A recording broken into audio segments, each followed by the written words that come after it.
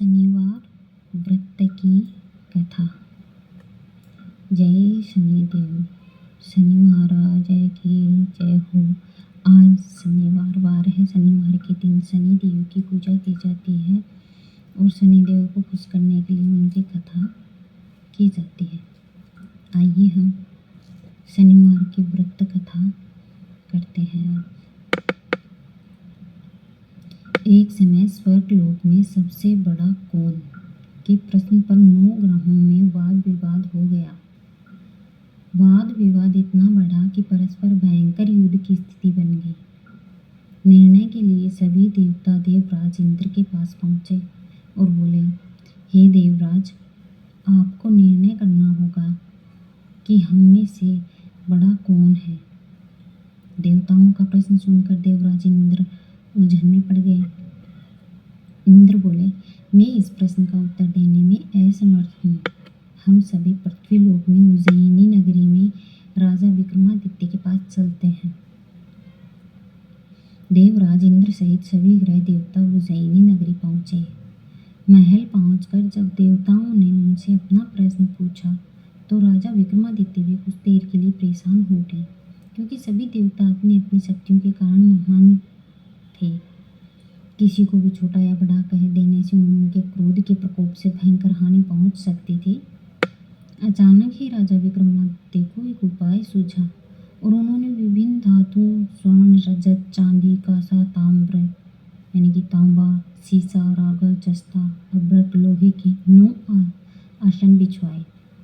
धातुओं के गुणों के अनुसार सभी आसनों को एक दूसरे के पीछे रखवाकर उन्होंने देवताओं को अपने अपने सिंहासन पर बैठने के लिए कहा। देवताओं के बैठने के बाद राजा विक्रमादित्य ने कहा, आपका निर्णय तो स्वयं हो गया। जो सबसे पहले सिंहासन विराजमान है वही सबसे बड़ा है। राजा विक्रमादित्य के निर्णय को सुनकर शनि देवता ने सबसे पीछे आसन पर बैठने के कारण अपने को छोटा जानकर क्रोधित होकर कहा, राजा विक्रमादित्य, तुमने मुझे सबसे पीछे बैठाकर मेरा अपमान किया है। तुम मेरी शक्तियों से परिचित नहीं हो। मैं तुम्हारा सर्वनाश कर दूंगा। शनि ने कहा, सूर्य एक राशि पर 1 महीने, चंद्रमा 2.25 दिन, मंगल 1.5 महीने, बुध और शुक्र 1 महीने, बृहस्पति 13 महीने रहते हैं, लेकिन मैं किसी राशि पर 7.5 वर्ष 7.5 तक रहता हूँ। बड़े बड़े देवताओं को मैंने अपने प्रकोप से पीड़ित किया है। राम को 7.5 के कारण ही वन में जाकर रहना पड़ा। रावण को 7.5 के कारण ही युद्ध में मृत्यु का शिकार बनना पड़ा। राजा, अब तुम भी मेरे प्रकोप से नहीं बच सकोगे। इसके बाद अन्य ग्रहों के देवता तो प्रसन्नता के साथ चले गए, परंतु शनिदेव बड़े क्रोधित हुए और वे वहां से विदा हुए। राजा विक्रमादित्य की तरह न्याय करते रहे। उनके राज्य में सभी स्त्री पुरुष बहुत आनंद से जीवन यापन कर रहे थे। कुछ दिन ऐसे ही बीत गए। उधर शनि देवता अपने अपमान को भूले नहीं थे।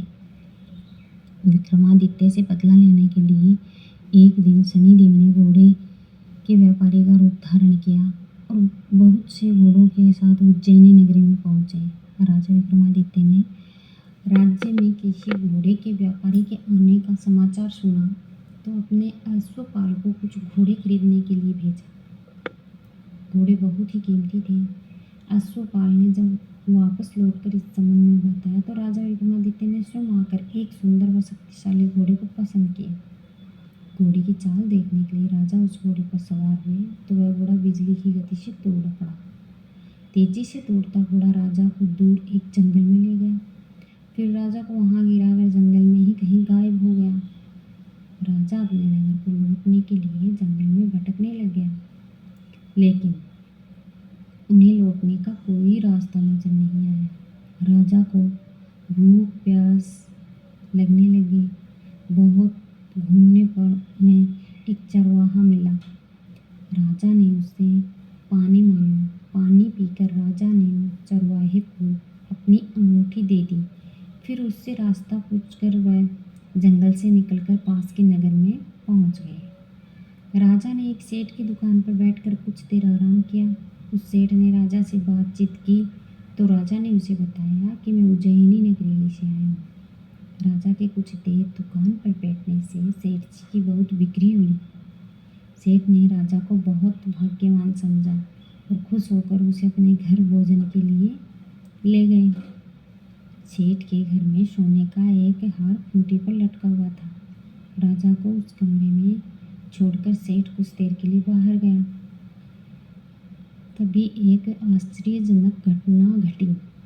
राजा के देखते देखते सोने के उस हार को खूंटी ही निकल गई। सेठ ने कमरे में लौटकर हार को गायब देखा तो चोरी का संदेह राजा पर ही किया, क्योंकि उस कमरे में राजा ही अकेला बैठा था। सेठ ने अपने नौकरों से कहा कि इस परदेसी को रस्सियों से बांधकर नगर के राजा के पास ले चलो। राजा ने विक्रमादित्य से हार के बारे में पूछा तो उसने बताया कि उसके देखते देखते खूंटी ने ही हार को निगल लिया था। इस पर राजा ने क्रोधित होकर चोरी के आरोप में विक्रमादित्य के हाथ पांव काटने का आदेश दिया। राजा विक्रमादित्य के हाथ पांव काटकर उसे नगर की सड़क पर छोड़ दिया गया। कुछ दिन बाद एक तेली उसे उठाकर अपने घर ले गया और उसे अपने कोल्हू पर बैठा दिया। राजा आवाज़ देकर बैलों को हाँकता रहता। इस तरह तेली का बैल चलता रहता। राजा को भोजन मिलता रहा। शनि के प्रकोप के 7.5 पूरी होने पर वर्षा ऋतु प्रारंभ हुई।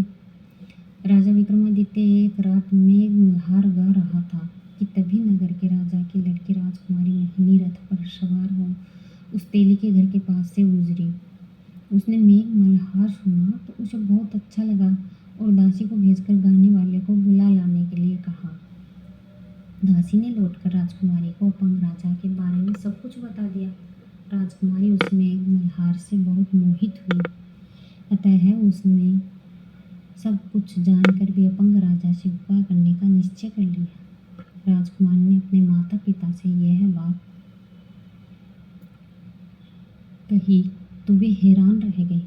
रानी ने मोहिनी को समझाया, बेटी, तेरे भाग्य में तो किसी राजा की रानी होना लिखा है, फिर तू उस अपंग से विवाह करके अपने पांव पर कुल्हाड़ी क्यों मार रही है।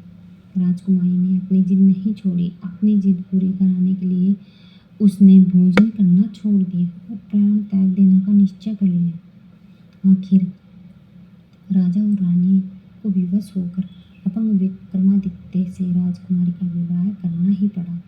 विवाह के बाद राजा विक्रमादित्य और राजकुमारी तेली के घर में रहने लगे। उसी रात स्वप्न में शनिदेव ने राजा से कहा कि राजा, तुमने मेरा प्रकोप देख लिया। मैंने तुम्हें अपना अपमान का दंड दिया है। राजा ने शनिदेव से क्षमा मांगने को कहा और प्रार्थना की कि हे शनिदेव, आपने जितना दुख मुझे देना था मुझे दिया, अन्य किसी को ना दे। शनिदेव ने कुछ सोचकर कहा, राजा, मैं आपकी प्रार्थना स्वीकार करता हूँ। जो कोई स्त्री पुरुष मेरी पूजा करेगा, शनिवार को व्रत करके मेरी व्रत कथा सुनेगा, उस पर मेरी अनुकंपा बनी रहेगी। प्रातःकाल राजा विक्रमादित्य की नींद खुली तो अपने हाथ पांव देखकर राजा को बहुत ही खुशी हुई। उसने मन ही मन शनिदेव को प्रणाम किया। राजकुमारी भी राजा के हाथ पांव सही सलामत देखकर आश्चर्य में डूब गई। तब राजा विक्रमादित्य ने अपना परिचय देते हुए शनिदेव को की प्रकोप की सारी कहानी बताई और सुनाई। सेठ को जब इस बात का पता चला तो दौड़ता हुआ तेली के घर पहुंचा और राजा के चरणों में गिरकर वह क्षमा मांगने लग गया। राजा ने उसे क्षमा कर दिया, क्योंकि यह सब तो शनिदेव के प्रकोप के कारण ही हुआ था। सेठ राजा को अपने घर ले गया और उसे भोजन कराया। भोजन करते समय वहाँ एक आश्चर्यजनक घटना घटी। सबके देखते देखते उस खूंटी ने हार उगल दिया। सेठ जी ने अपनी बेटी का विवाह भी राजा के साथ कर दिया और वह उसे स्वर्ण आभूषण, धन आदि देकर राजा को विदा कर दिया। राजा विक्रमादित्य, राजकुमारी मोहिनी और सेठ की बेटी के साथ उज्जैनी पहुँचे तो नगरवासियों ने हर्ष से उनका स्वागत किया। अगले ही दिन राजा विक्रमादित्य ने पूरे राज्य में घोषणा कराई कि शनिदेव सब देवों में सर्वश्रेष्ठ है। प्रत्येक स्त्री पुरुष शनिवार को उनका व्रत करे और व्रत कथा अवश्य ही सुननी चाहिए। राजा विक्रमादित्य की घोषणा से शनिदेव प्रसन्न हुए। शनिवार को व्रत करने और व्रत कथा सुनने के कारण सभी लोगों की मनोकामनाएं शनिदेव की अनुकंपा से पूरी होने लगी। सभी लोग आनंदपूर्वक रहने लगे। बोली शनिदेव महाराज की जय हो। अब हम कथा हमारी यहाँ पे पूरी हो जाती है। अब हम शनिदेव की व्रत आरती सुनेंगे।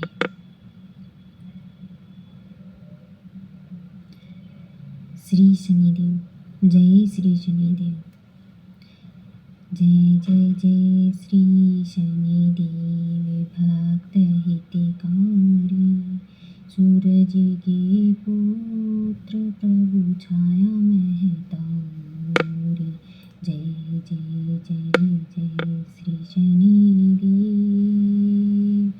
श्याम अंग वक्र दृष्ट चतुर भुजाधारी, नीलांबर धारी लोथे गज की अश्वारी।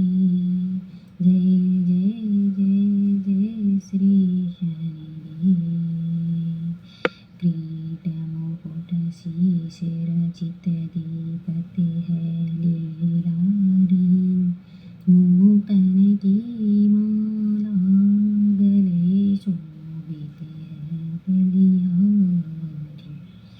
जय जय जय जय श्री शनिदेव, मोदक मिष्ठान पान चढ़ते हैं सुपारी, लोहा तिल तिल उड़द महिषी अति प्यारी। जय जय जय श्री शनिदेव, देवी धनुज ऋषि मुनि सुमिरने नर नारी, विश्वनाथ धरत ध्यान शरण है तुम्हारी। जय जय जय जय श्री शनिदेव, जय जय जय श्री शनिदेव। बोली शनिदेव की जय हो। शनिदेवता भगवान की जय हो। जय जय श्री शनिदेव।